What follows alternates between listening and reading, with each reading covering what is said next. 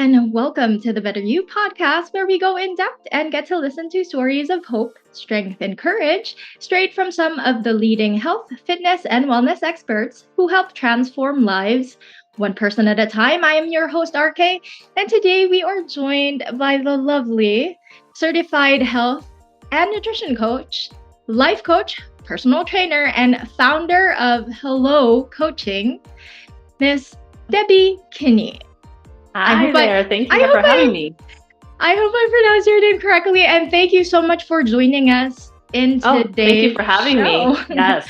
All right. So, of course, you have surely been doing the whole health, fitness, wellness scope of teaching and helping everyone out there. But for some of our viewers and listeners who don't really know too much about the work that you do, could you kind of introduce yourself, let us know how it all began for you, and what was it really that really made you so passionate about health, fitness, and wellness?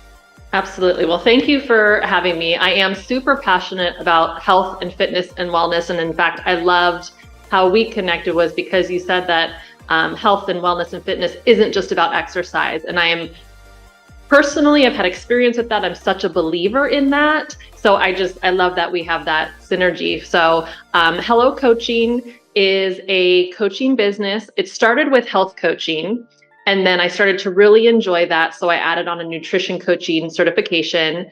From there, I started to get some requests with people who were like, I want some more balance in my life. I want some more, wellness, but it's not really like health or exercise I'm after. So I was like, I would love to help you. So I ended up going the life coaching route. So I'm a certified life purpose life coach. So I've helped clients write a book, launch a business, switch careers, just those pivotal moments where you just need a little outside perspective and assistance, just like we do in our everyday health and fitness.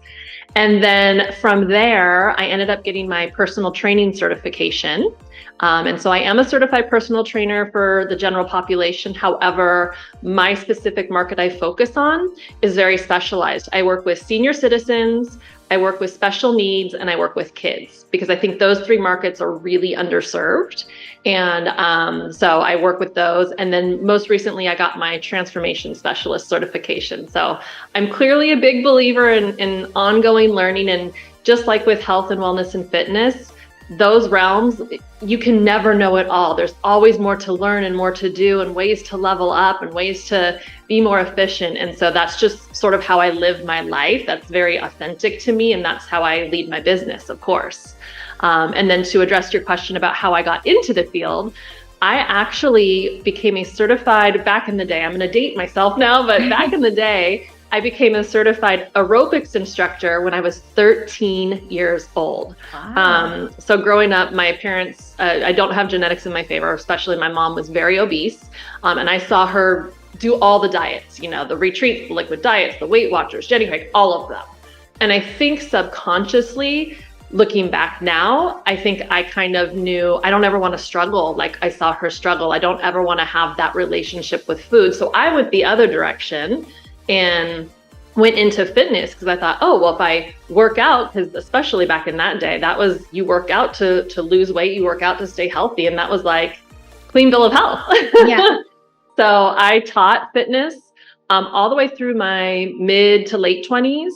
I also went into hospitality for my career. And so as I climbed the corporate ladder, I had to make a decision because events are typically nights and weekends. Fitness classes are typically nights and weekends.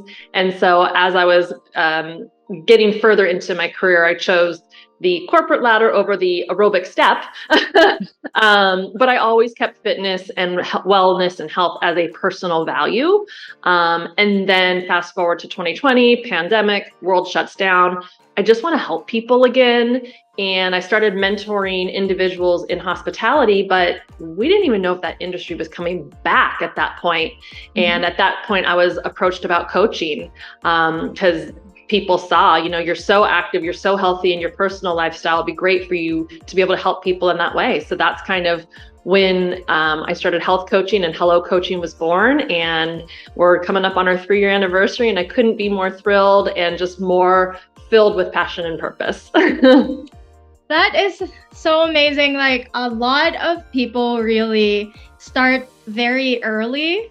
They just don't notice it in their coaching careers or helping other people out. And it just amazes me, like with the many guests that I've had on the show, it's always very unique stories to each one, but there's also a kind of a spiritual sort of in terms of all of us having one similar type of story to it. And it's basically, you know, helping other people and wanting really to just share the passion, share the knowledge, and also still learn in the process. Now, you said that you work with very unique populations, like the older people, children, special needs.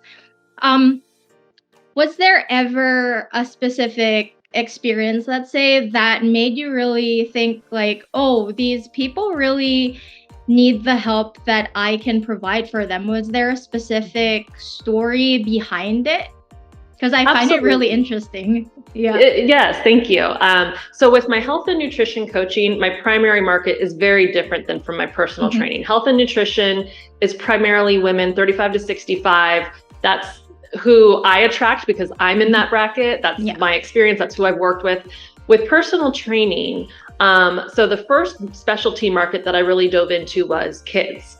I have a 12-year-old, almost 13-year-old son. I'm like, I have a teenager. So I saw him really struggle with, he's a great athlete, but he doesn't consider himself an athlete. And so he really struggled with, you get to a certain age as a youth, and if you're not a super competitive, college bound, you know, NBA bound kid, there's not a lot of sports and recreation opportunities because the teams get so advanced so quickly. And so he kind of struggled to find a niche where he could really work out and be fit. And he told himself this narrative of, I'm not an athlete, I'm not fit. And that broke my mama heart, but it broke my personal trainer heart. So that was really where the kids' passion came from, is I want to make this accessible to any child. I want it to be fun. I want it to just be something that you go out and do because you know it feels good. It makes your body feel good. And so that's where the children's piece came from. And then from there, I think I went into special needs next. Yes. So over the holidays last year, I was approached to, I sit in Las Vegas. And so we have a amazing facility out here called Opportunity Village. And I was approached to teach a fitness class there. And I go every Monday, and it's the highlight of my week. It is so empowering. It is so amazing to see these individuals. Most of them are nonverbal, and but to still be able to communicate and for them to move their bodies. The way they come into the room and the way they leave the room is night and day. You can just see what that fitness and that movement does for them emotionally, mentally. And then I expanded into working with senior citizens. I'm very, very active. My husband is a neuroscientist, studies Alzheimer's, schizophrenia, traumatic brain injury. A few years back, I'm passionate about getting my child involved and showing community and legacy.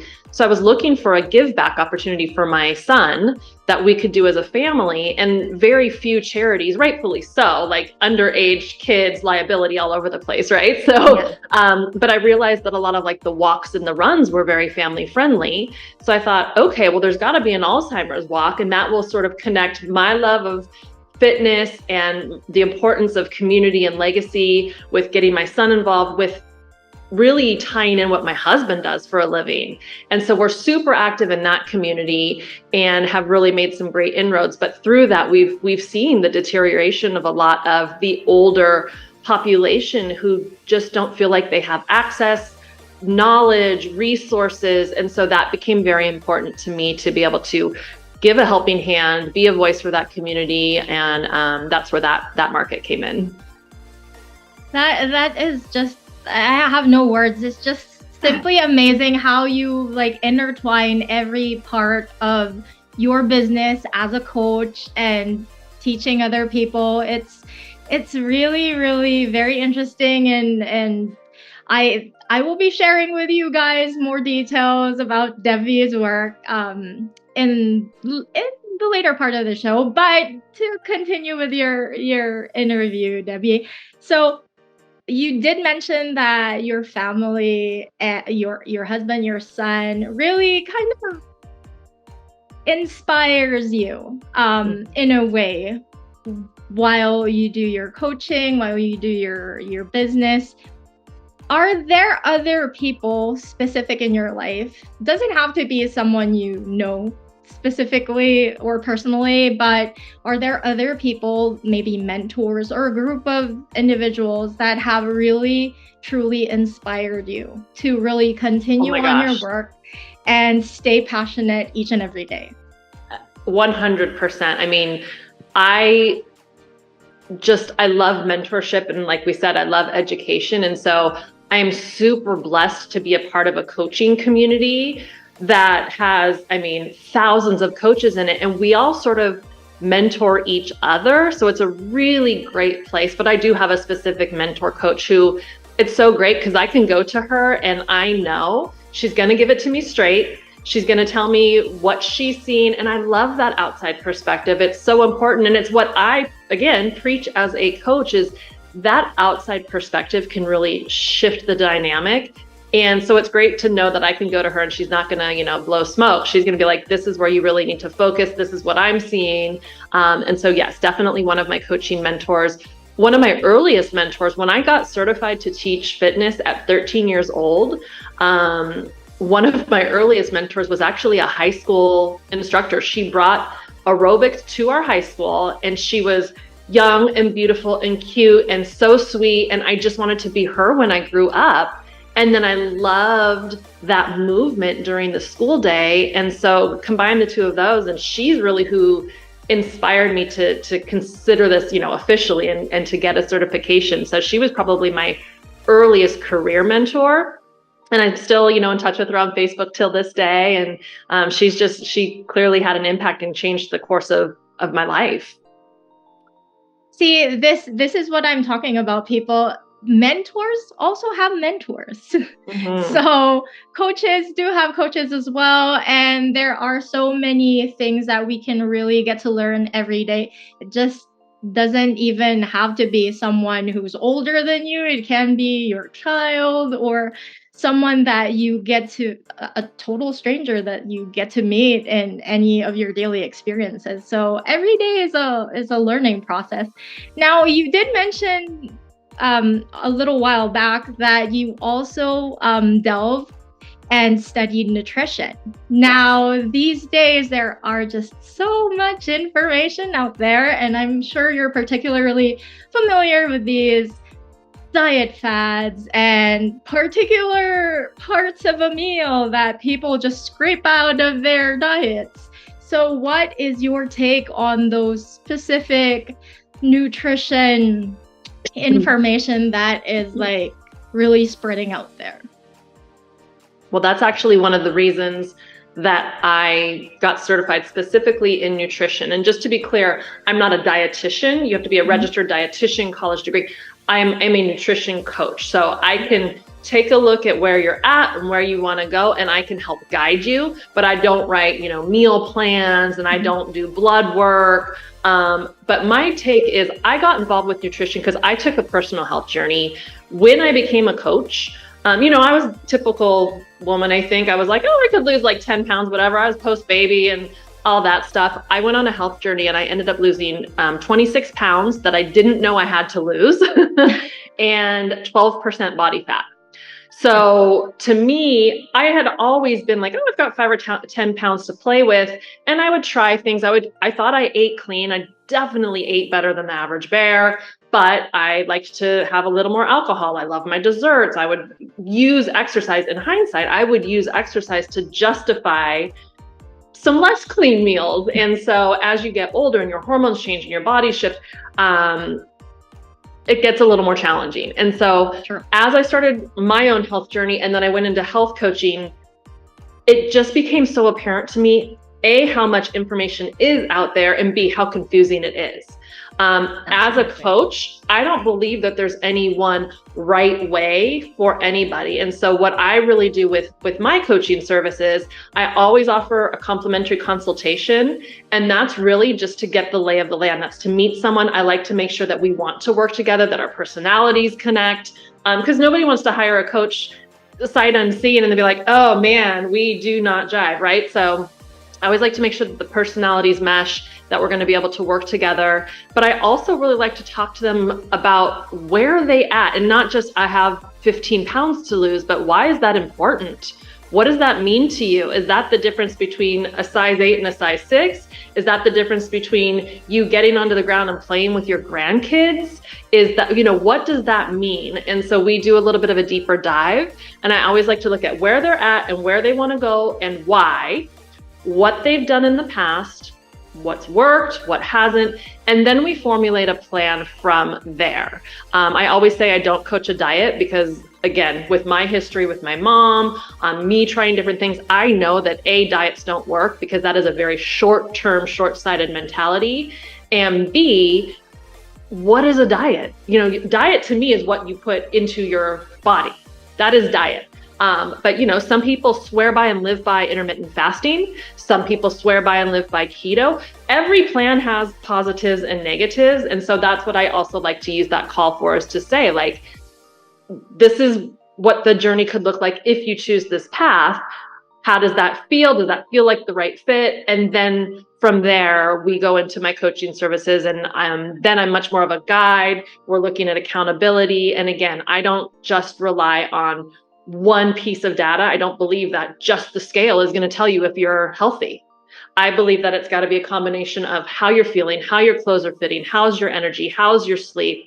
Let's take beginning pictures. Let's take pictures along the way. Let's take measurements. And so I really like to look at a big picture set of data, because most people have a very tarnished relationship with the scale. I know I did. I would dread stepping on the scale for the longest time because it ultimately came down to feeling out of control.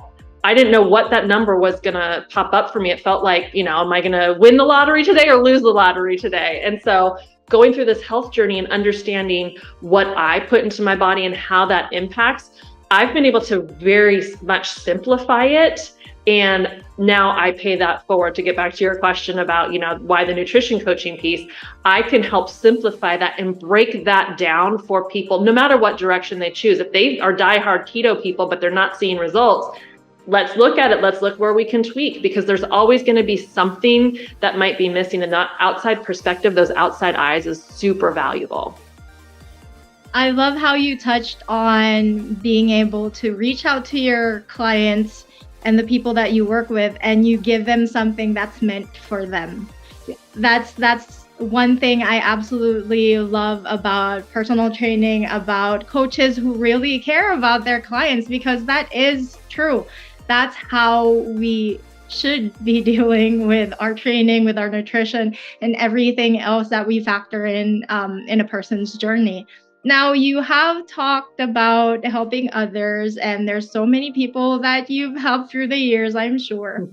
But at this moment, has there been a specific proudest moment for you that you would like to share with us today? I love hearing stories from coaches about how much inspiration they've provided and how inspiring their clients have been to them as well. So could you share maybe at least a story with us today? Absolutely. And I say this all the time. Sometimes I feel guilty for getting paid for what I do, because like with the special needs group, I get paid in hugs. Like they just want to hug me, or if I'm wearing something sparkly, they want to touch it. And, and so I also have a client that I was recently working with. Her daughter contacted me. She lives in Los Angeles, California. Her mom lives here in Vegas, and her mom had recently been diagnosed with breast cancer. And she's like, she needs to move. She needs to change her diet. So I started walking with her mom once a week, 30 minutes a session. And within less than 2 months, she went from that first 30 minutes, she was stopping every few minutes. She was out of breath. She was just, kind of like doubled over, kind of miserable. To the last session I had with her, we were like, I can't believe it's been 30 minutes. We could walk so much further, so much quicker, like not out of breath at all. She had dropped 11 pounds. Like it was incredible. And so everybody's story is different and every body is different. And so that is why I believe in customizing every program, because the majority of my business actually comes to me from referrals. And one of the things I have to be very clear about up front is, I'm so glad that your friend or your family member referred you to me, but what they did may not be what you're going to do. So let's just leave that at the top of the call and go in with an open mind. And sometimes it is, but sometimes it's not. But, I've got a huge highlights reel on my social media of all these different testimonials. And sometimes it's the smallest, or what seems like the smallest changes that have the most impact. And I think my favorite transformation is when I see it click up in the mind, because so many people do go in with a short-term diet mentality when they're really looking to lose weight because they've gotten a grim medical diagnosis or they're borderline pre-diabetic or something like that. And that mindset shift of these changes I make now can change the trajectory of my life are my favorite ones, because when your mindset shifts to being more open and having a growth versus a fixed mindset where you're open to possibilities, you're open to embracing change, sky is the limit. There is nothing that you can't achieve once your mindset shifts. So those stories are my absolute favorite.